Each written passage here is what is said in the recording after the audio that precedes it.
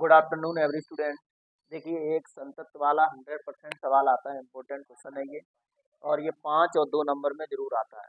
तो हम आपको बता रहे हैं कि ये पार्ट का नाम है संतत और अवकलनीयता। ये 5.1 एक्सरसाइज है जिसमें आपके 17 क्वेश्चन है, उनमें से एक क्वेश्चन जो है 100% मिलता है।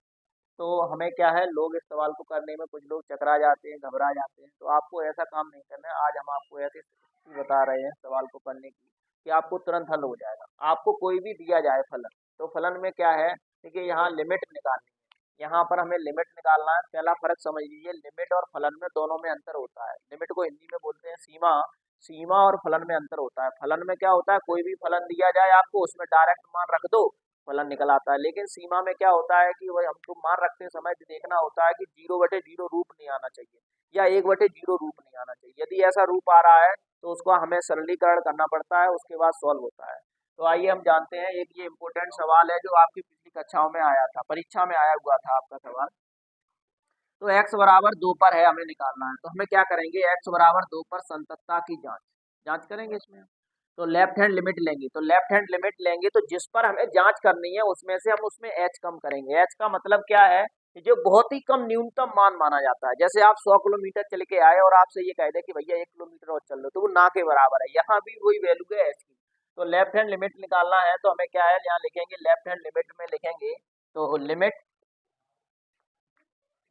यहाँ आप लिख सकते हो limit x tending to fx, और यहाँ माइनस चिन्ह लगा सकते हो। तो यहाँ लिखोगे x टेंडिंग टू 0। तो यहाँ पर हमने देखिए, जैसे ही हमने यहाँ लिखा x टेंड टू 0, तो यहाँ 2 माइनस एच कर दो। यहाँ आप ब्रैकेट में लिख दो x बराबर 2 माइनस एच रखने पर तब h बराबर 0।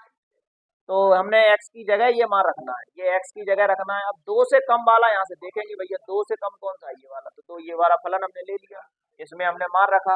तो 2 माइनस एच की घात 3 हो गया, माइनस 3 हो गया। अब हमने h बराबर 0 रख दिया, तो h बराबर 0 रखा तो 2 में से 0 घटाओगे तो 2 आएगा।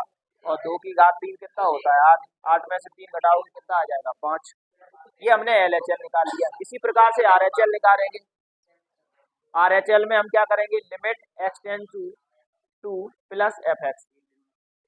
तो अगली लाइन में देखिए, यहाँ हमने लिखा जब RHL निकालेंगे तो x की जगह क्या करेंगे कि जो फलन मान निकालना है इस पॉइंट पर, उसमें हम प्लस h करेंगे। तो 2 प्लस h किया, तो 2 प्लस h किया तो हमने यहाँ फलन 2 से ज्यादा वाला लेना है। तो 2 से ज्यादा वाला कौन सा है, नीचे वाला। तो हमने यहाँ लिया 2 प्लस h का होल स्क्वायर हो गया।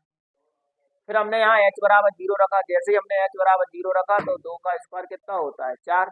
4 में एक जोड़ा 5 आ गया।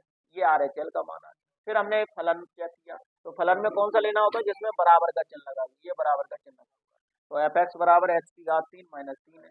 तो x की जगह कितना रखना है, 2। तो 2 की घात 3 कितना हो गया, 8। 8 में से 3 घटाया 5। यानी हमारा LHL, RHL और फलन का मान, तीनों मान सेम आ गए। तो अतः x बराबर 2 पर फलन संतत है। इसी प्रकार के आप सवाल लगाते रहें, हमें कमेंट में बताते रहें। Thank you.